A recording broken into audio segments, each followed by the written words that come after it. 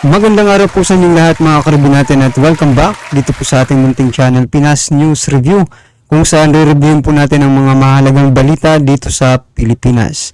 Mga simpleng komento sa mga issue dito sa Pinas. At eto na nga mga karibin natin, Malacanang nagulantang PBBM na bulaga.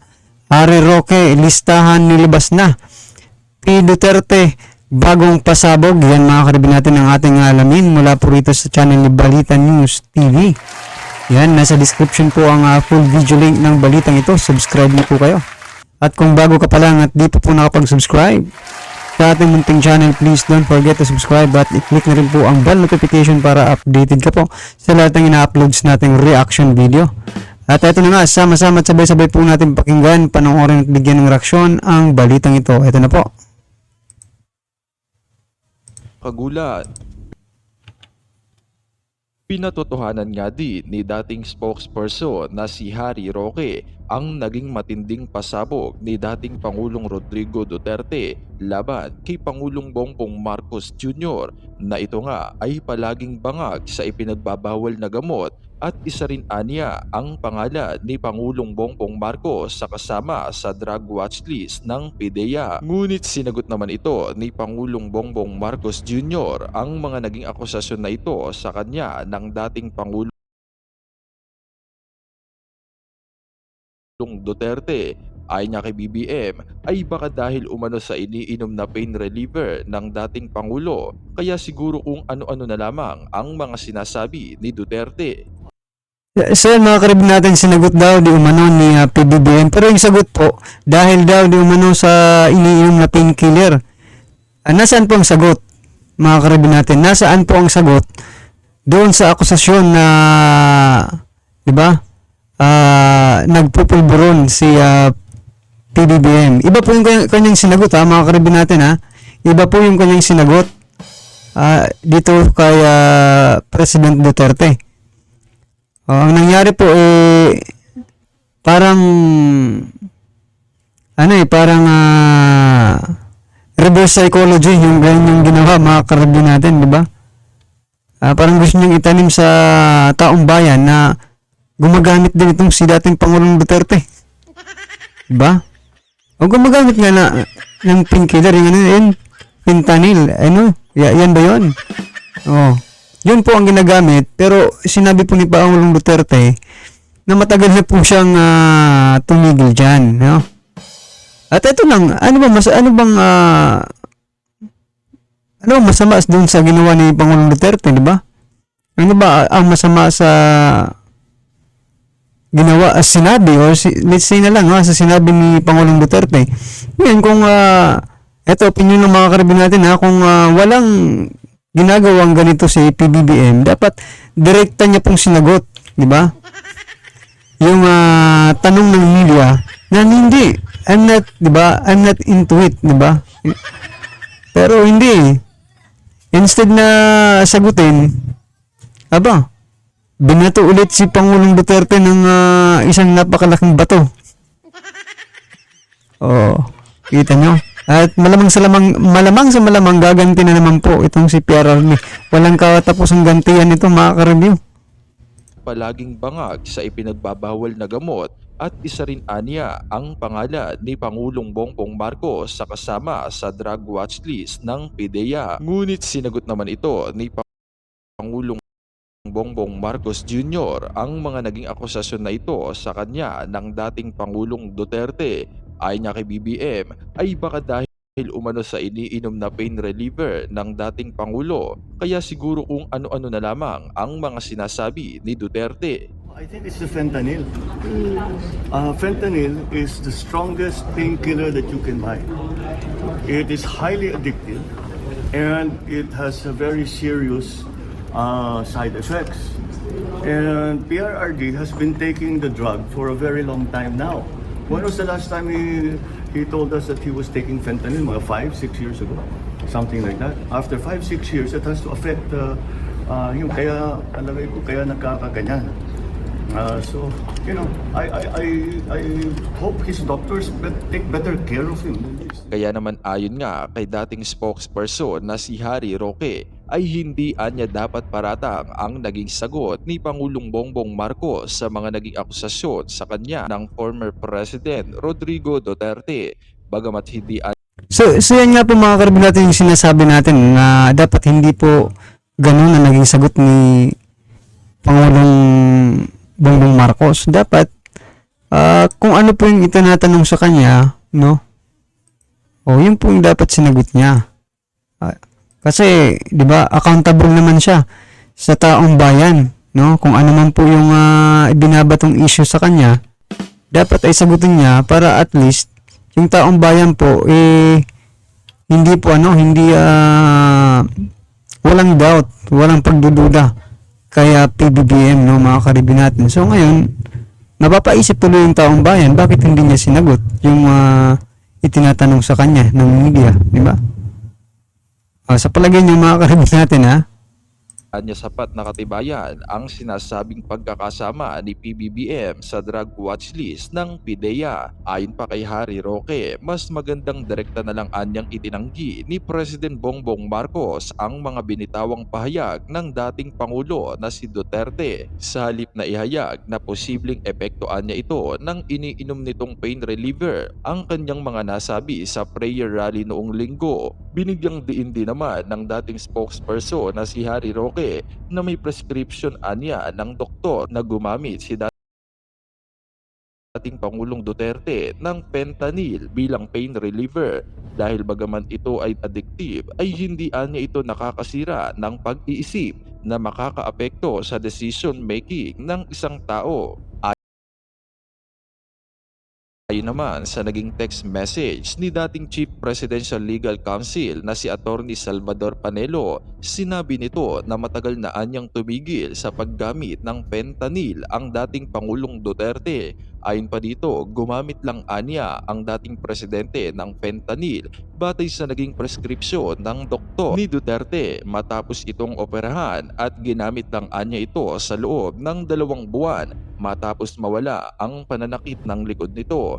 Dagdag pa din ito na ang sobrang paggamit anya ng fentanyl ay maaaring magdulot ng stroke o pagkamatay pero hindi anya ito maapektuhan ang mental capacity ng isang tao. Kung kayo ang tatanungin ko mga kababayan, naniniwala ba kayo na sa sobrang paggamit nga lang ba ng painkiller ng dating Pangulong Duterte kaya nito nasabi na bangag sa ipinagbabawal na gamot ang kasalukuyang Pangulo na si President Bongbong Marcos? Mag-comment lamang kayo sa ibaba ng videong ito at narito panoorin pa natin ang buong video. Isa sa So yan mga karibin natin, ano masasabi niyo dyan sa sinasabi ni PBBM patungkol po dito kay PRRD, no? Nung una pa lang naman, di ba? Nung binibira pa lang nila si Vice President Sara Duterte, di ba? May mga lumabas ng ganyan, no? Even before, di ba? Nung bago pa lang, nung nangangampanya pa lang, nung, di ba?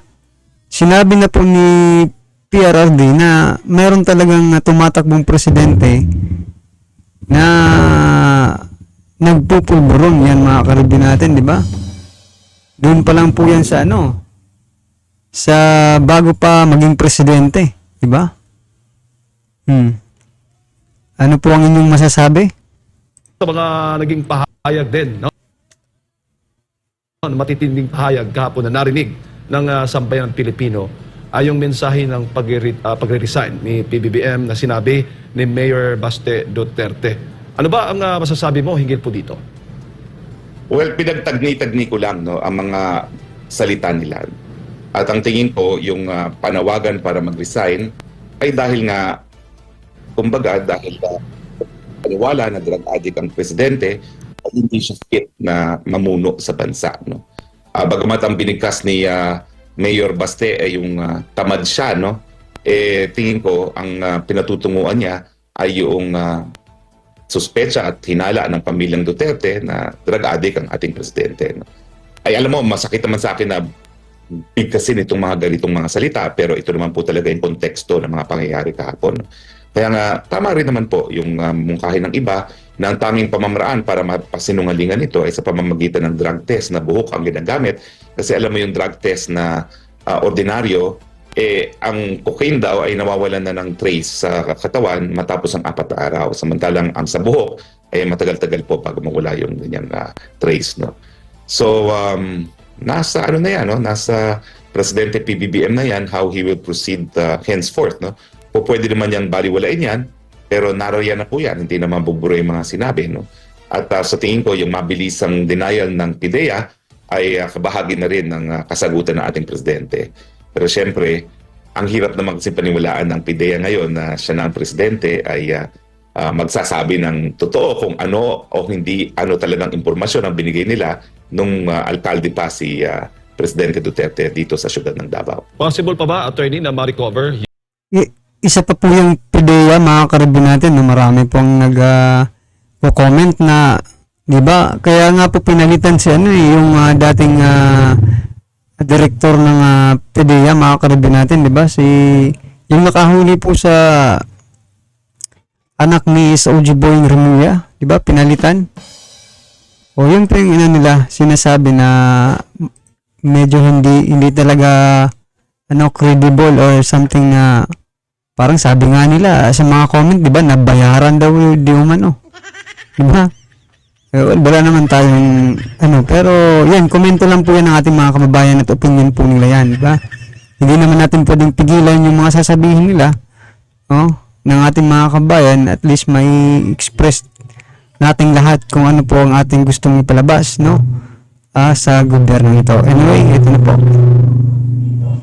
Kasi alam mo yung drug test na ordinaryo, ay kabahagi na rin ng kasagutan ng ating Presidente. Pero siyempre, ang hirap na magsipaniwalaan ng PIDEA ngayon na siya na ang Presidente ay magsasabi ng totoo kung ano o hindi ano talagang impormasyon ang binigay nila nung alkalde pa si Presidente Duterte dito sa siyudad ng Davao. Possible pa ba, attorney, na ma-recover yung mismong PIDEA drug list, yung watch list na yan, kung saan nandoon itong pangalan na PBBM na batay na rin sa sinabi ni dating Pangulong Duterte? Well, unang-una, lilinawin ko sa PIDEA, hindi naman watch list yung sinabi ni Presidente. Ewan ko kung sinabi niya talagang watch list. No? Ang sabi lang niya, may impormasyon na nanggaling sa PIDEA. Pero hindi tingin ko nabanggit na watch list. Tatapatin kita, Jade, may nakita akong papel na galing sa PIDEA na pinangalanan nga si Presidente at isang artista na hindi na naman sikat ngayon, as yun na nga, mga gumagamit ng droga. Pero binaliwala ko lang yon kasi kung di ako nagkakamali, 2012 pa yung petsa. At sabi ko, kung totoo naman yan, siguro sa dating buhay ng Presidente, lahat naman tayo po pwedeng magbago. So, ako, dahil ayaw kong isipin talaga na drug addict ang Presidente, dahil kapag drug addict ang Presidente, ibig sabihin, hindi talaga siya nagkokontrol ng bansa. Na parang nagtutugma sa mga pangyayari ngayon, Pero nagdarasal pa rin ako na hindi po yan totoo dahil hindi po yan makakabuti sa ating bayan. Paano yan, attorney? May mga legal ba na pananagutan ang mga nagsasabi nito? At tulad na lamang ni PRRD dito laban kay Pangulong Bongbong Marcos. Well, base naman po yan sa opisyal na dokumento.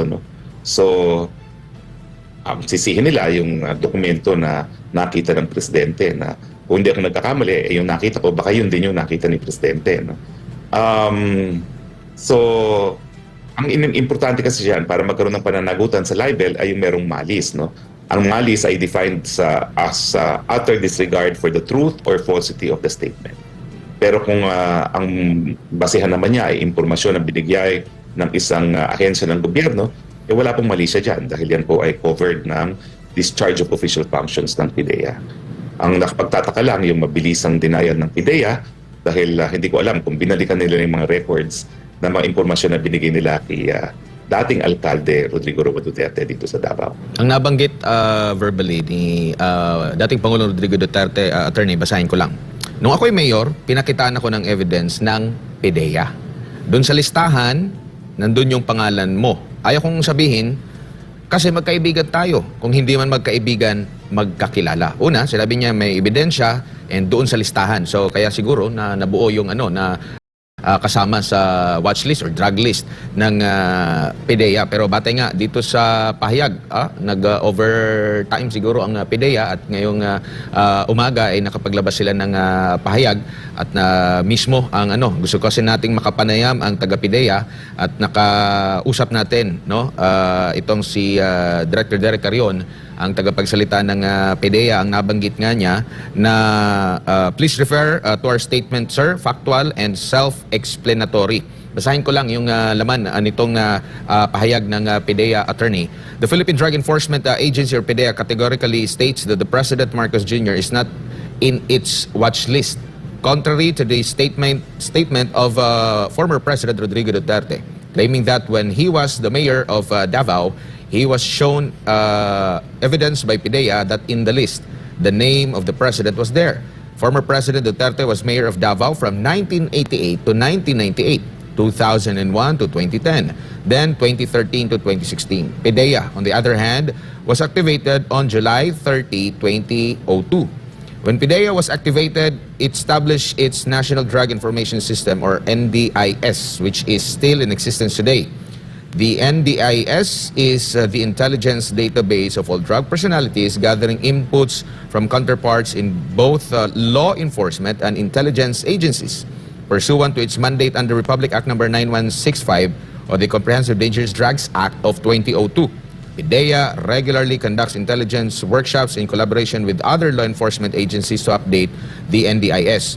From its inception in 2002 and up to the present, President Ferdinand R. Marcos Jr. was never in our NDIS. It is worthwhile to note that when the former president took over on 2016, his administration came out with a list which was then initially called the narco list, sometimes referred to as the Duterte list. And upon continuing validation and revalidation, it became the Interagency Drug Information Database or IDID. The name of President Marcos is also not in the said list.